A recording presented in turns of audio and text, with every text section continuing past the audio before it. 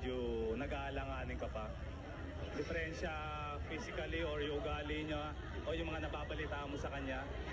Kasi Robin, physically, of course, we all know he's very attractive, he's very, hindi naman sa diferensya. Actually, hindi nga mahirap mahalin si Robin, sinabi ko noon yan. Pero it's just that right now, I'm really not ready for a relationship, but we're still close. Yung, parang, pag nakikita kami, close pa rin kami, although hindi na madalas yun. Tuloy-tuloy pa rin ba yung pagdalaw niya sa'yo? Tuloy-tuloy pa rin yung pagdalaw niya sa'yo? Pag may time, ganun. Pag may time. Ayaw raw mag-shooting dahil sa'yo? Hindi, nagkasakit yung tao. Sobra ka naman. Of course not. No.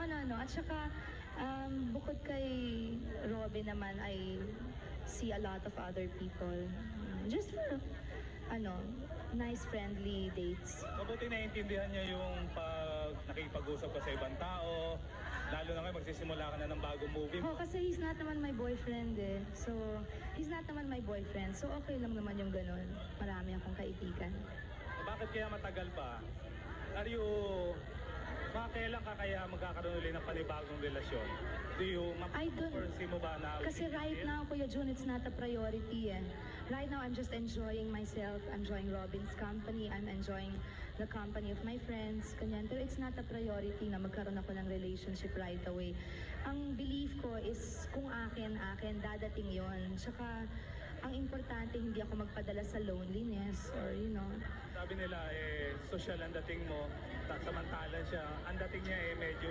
Hindi naman doon tinitingnan yon, Kuya Jun. Nasa sinseridad ng puso yon.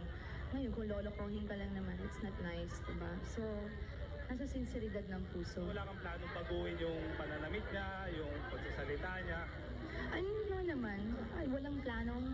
Wala kang planong baguhin yun. Kung sakali man magkaroon kayo ng relasyon, wala kang planong baguhin yung pananalita niya? Hindi. Ba't naman ako magbabago ng Ba't ako... when you fall in love with somebody, you accept the person for what he is. Tapos, syempre, you give your point of view lang on certain issues or on certain things. Yung para sa kaibubuti. Pero yung para makialam ka sa lahat-lahat, it's not right naman. Nadalo na ba sa twin?